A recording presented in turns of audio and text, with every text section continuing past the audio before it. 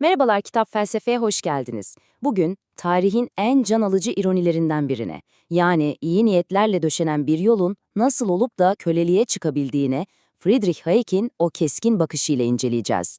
Bu sarsıcı felsefi yolculuğa başlamadan önce kanalımıza abone olarak bu tür derinlikli analizlere destek olabilirsiniz. Haydi başlayalım.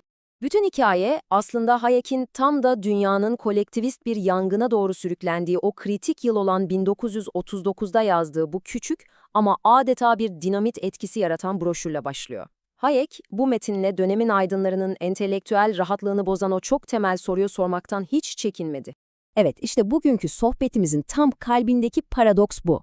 Sosyal adalet gibi, refah gibi son derece asil bir amaç nasıl olur da kendi tam zıttına, yani trajik bir esarete dönüşebilir? Gelin bu sorunun izini sürelim.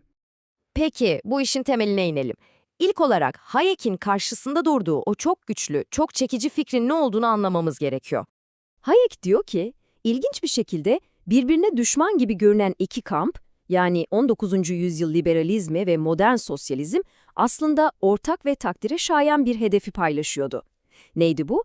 Fiziksel yoksunluğun despotizmini, yani yoksulluğu, sefaleti kırmak. İkisi de insanlığı açlığın zincirlerinden kurtarma vaadinde bulunuyordu. O dönemde pek çok entelektüel için denklem çok basitti. Şöyle düşünüyorlardı. Eğer bazı ekonomik özgürlükleri biraz kısıtlamak, toplumun geneli için daha fazla güvenlik ve refah sağlayacaksa, bu sadece mantıklı bir takas değil, aynı zamanda ahlaki bir zorunluluktur. Yani küçük bir bedelle çok daha büyük bir iyilik satın alınacaktı. Fakat işte Hayek'e göre o ölümcül hata tam da bu noktada yapılıyor. Hem de tek bir kelimenin, planlama kelimesinin o aldatıcı belirsizliğinde gizleniyor. Yani şunu anlamamız lazım.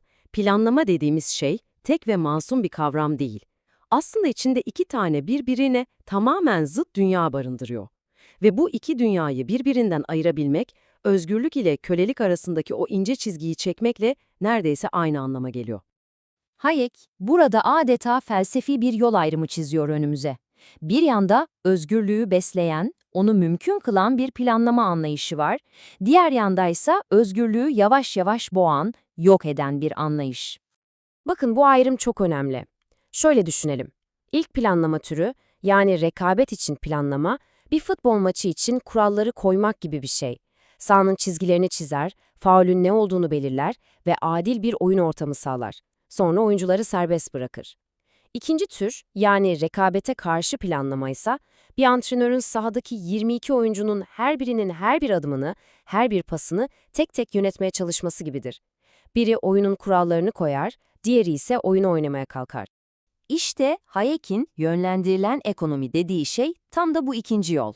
Yani tepede oturan birkaç kişinin, merkezi bir aklın milyonlarca insanın ne üreteceğine, ne tüketeceğine, hatta nasıl yaşayacağına karar verdiği bir sistem. Peki, bu ikinci yolun sonu nereye varır? Şimdi Hayek'in o meşhur ve keskin uyarısına, yani bu yolun kaçınılmaz olarak diktatörlüğe nasıl çıktığına bakalım. Bu endişesinde Hayek yalnız da değildi. Kendisi gibi düşünen bir başka ekonomist olan Gustav Castellan'ın şu uyarısını sık sık hatırlatır. Merkezi planlama bir kere başladığı zaman asla sadece ekonomiyle sınırlı kalamaz. Neden mi? Çünkü bütün bir ekonomiyi tek bir merkezden planlamaya kalktığınızda kaçınılmaz olarak bir değerler hiyerarşisi oluşturmak zorundasınız. Hangi iş daha önemli? Çiftçinin işi mi? Mühendisin işi mi? Hangi ihtiyaç daha acil? Ve planlamacının bu tek ve ortak vizyonu eninde sonunda toplumun tamamına dayatılmak zorundadır. Hayek sadece teoriyle kalmıyor, kendi çağının o tüyler ürpertici gerçeklerine de işaret ediyor. Diyor ki bakın, kağıt üzerinde birbirine düşman olan faşist ve komünist rejimlerin toplumu kontrol etmek için kullandığı yöntemler ne kadar da birbirine benziyor, politik gençlik örgütleri, sanatın ve sporun siyasallaştırılması, bütün bu yöntemlerin kökeni aslında sosyalist planlama pratiklerine dayanıyor. Ve bütün bunlar bizi Hayek'in argümanının merkezindeki o trajik ironiye, o acı gerçeğe getiriyor. İşte Hayek'in bize bıraktığı en sarsıcı ders belki de bu. Tarihin en büyük trajedisi, özgürlük bayraklarını en önde sallayan iyi niyetli insanların farkında bile olmadan kendi elleriyle köleliğe giden yolu döşemeleridir.